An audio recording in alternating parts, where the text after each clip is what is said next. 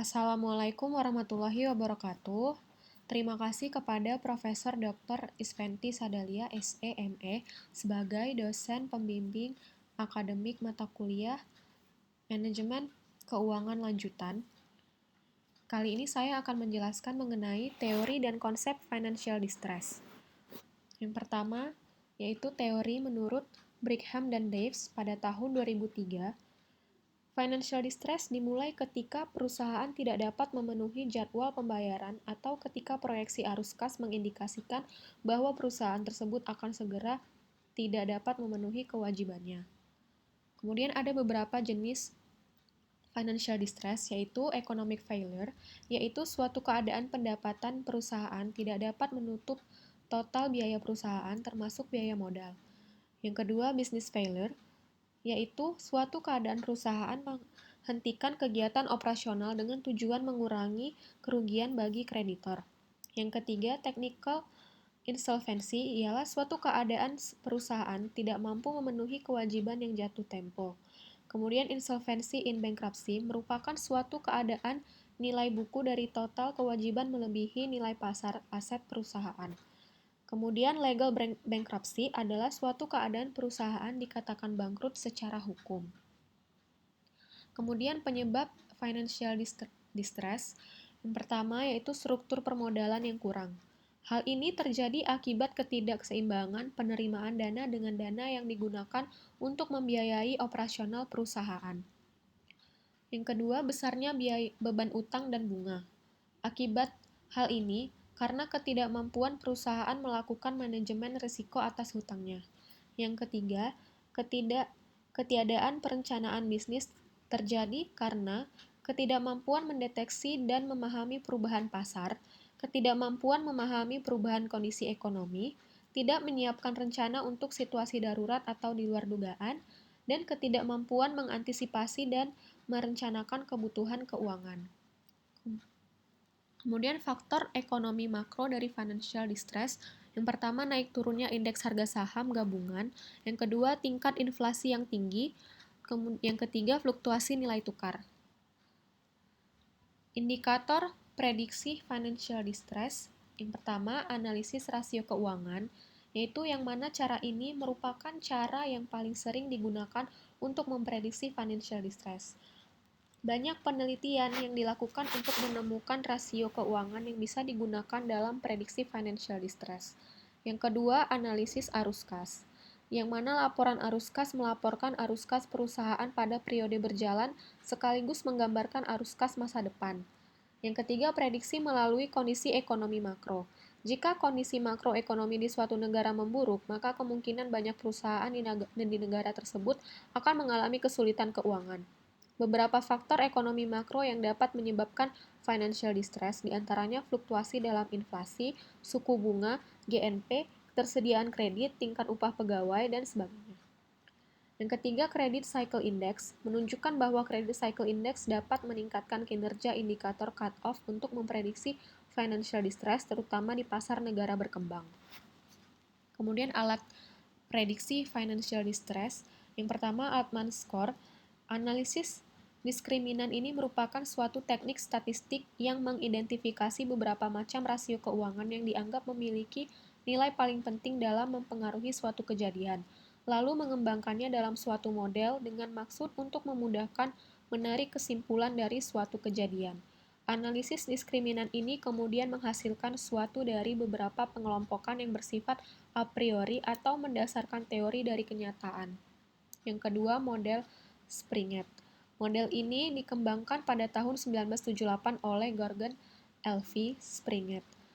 Dengan mengikuti prosedur yang dikembangkan Altman, Springett menggunakan stepwise multiple discriminant analysis untuk memilih 4 dari 19 rasio keuangan yang populer sehingga dapat membedakan perusahaan yang berada dalam zona bangkrut atau zona aman. Model ini dapat digunakan untuk memprediksi kebangkrutan dengan tingkat keakuratan 92,5%. Yang terakhir model Zmniejewski. Zmniejewski pada tahun 1984 mengamati bahwa faktor eksternal seperti sektor industri, ukuran perusahaan, dan siklus ekonomi adalah faktor penting yang mempengaruhi kebangkrutan kemungkinan. Kemudian cara mengatasi financial distress. Yang pertama, restrukturisasi hutang. Langkah pertama yang dapat dilakukan untuk mengatasi financial distress adalah dengan melakukan restrukturisasi hutang. Restrukturisasi hutang ialah pembayaran hutang dengan syarat yang lebih ringan dibandingkan pembayaran hutang sebelum-sebelumnya berdasarkan konsesi dari kreditur.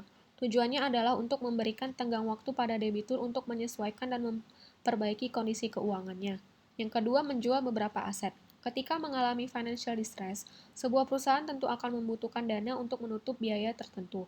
Nah, hal ini dapat dilakukan dengan menjual beberapa aset perusahaan. Tentunya, sebelum mengambil langkah untuk menjual aset tersebut, perlu pertimbangan yang matang dan dengan memikirkan risiko jangka panjangnya. Yang ketiga, reorganisasi perusahaan. Selanjutnya, cara lain yang dapat ditempuh untuk menangani financial distress adalah dengan melakukan perombakan pada perusahaan tersebut. Sebab, bagaimanapun juga kinerja perusahaan bergantung pada individu-individu yang bekerja di dalamnya. Nah, hal ini bisa diatasi dengan merekrut orang-orang profesional. Lewat perekrutan ini diharapkan kondisi keuangan perusahaan dapat terselamatkan, bahkan sebelum mengalami kebangkrutan. Yang keempat, merger perusahaan. Yang terakhir adalah dengan melakukan merger atau menggabungkan dengan perusahaan lain. Perlu diperhatikan bahwa tidak sembarang perusahaan dapat dijadikan rekan merger. Pastikan bahwa perusahaan tersebut memiliki kondisi keuangan yang sehat dan arus kas yang baik. Lewat langkah yang satu ini, keuangan perusahaan akan sedikit terbantu dan terhindar dari kebangkrutan. Selanjutnya, saya akan membahas mengenai review jurnal yang berkaitan dengan financial distress yang berjudul The Determinant of Financial Distress on Indonesian Family Firm. Jurnal penerbit Elsevier, penulis Farida Titi Kristanti, Sri Rahayu, dan Ahmad Nurul Huda. Tempat penelitian Indonesia, waktu penelitian pada tahun 2016. Kemudian summary, penelitian ini bertujuan untuk mengetahui pengaruh tata kelola perusahaan dan rasio keuangan terhadap probabilitas perusahaan keluarga yang mengalami kesulitan keuangan di Indonesia. Subjek pada penelitian ini adalah perusahaan keluarga yang sedang mengalami kesulitan keuangan yang terdaftar pada IDX. Sampel dipilih dengan mengubahkan proporsi random sampling yang menghasilkan sampel sebanyak 7 perusahaan. Metode yang digunakan dalam penelitian ini adalah dengan metode regresi logistik. Hasil dari tes independen menunjukkan ada perbedaan kinerja keuangan antara perusahaan keluarga dan perusahaan non-keluarga. Perusahaan non-keluarga memiliki kinerja rata-rata yang lebih baik dibandingkan dengan perusahaan keluarga. Hal ini menunjukkan bahwa meskipun mereka memiliki tingkat pengembalian risiko yang sama, tetapi perusahaan non-keluarga menjalankan bisnis lebih baik daripada perusahaan keluarga, yang menghasilkan kinerja yang lebih baik. Keragaman gender akan mengurangi risiko perusahaan untuk mengalami kesulitan keuangan di 52.248, sedangkan Dewan Komisaris Independen akan mengurangi resiko itu di 20,757. Variabel lain seperti resiko operasional, ukuran resiko profitabilitas, PBV, dan auditor tidak memiliki pengaruh yang signifikan terhadap kesulitan keuangan perusahaan keluarga Indonesia. Studi ini menunjukkan bahwa semakin besar keragaman gender, semakin rendah tekanan keuangannya. Ada efek negatif yang signifikan antara lokdir dan kesulitan keuangan.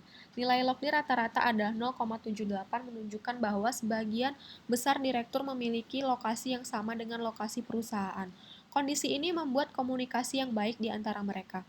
Selain itu, manajemen memiliki kemampuan yang baik untuk merespon perubahan pasar dengan cepat, membuat perusahaan mampu menghasilkan pendapatan yang cukup untuk menutupi semua pengeluaran perusahaan, sehingga perusahaan dapat terhindar dari kesulitan keuangan. Kesimpulannya, studi ini membuktikan bahwa tata kelola perusahaan yang baik akan meningkatkan kinerja perusahaan, dan itu akan mengurangi kesulitan keuangan perusahaan keluarga Indonesia. Studi ini mendukung pandangan bahwa peluang besar untuk bertahan hidup bagi perusahaan keluarga Indonesia adalah mereka memiliki efisiensi biaya agensi dan biaya keseluruhan yang lebih rendah. Akibatnya, perusahaan dapat meningkatkan penerapan tata kelola perusahaan yang lebih baik untuk menghasilkan kinerja keuangan yang lebih baik sehingga mereka dapat menghindari kesulitan keuangan. Khususnya pada peningkatan komisaris independen, perempuan di dewan, direktur yang tinggal di kota yang sama di mana perusahaan berada, dan CEO yang berkualitas. Keberadaan mereka akan mempengaruhi penurunan biaya agensi karena kepemilikan dan kontrol terpisah yang lebih baik. Sekian presentasi dari saya.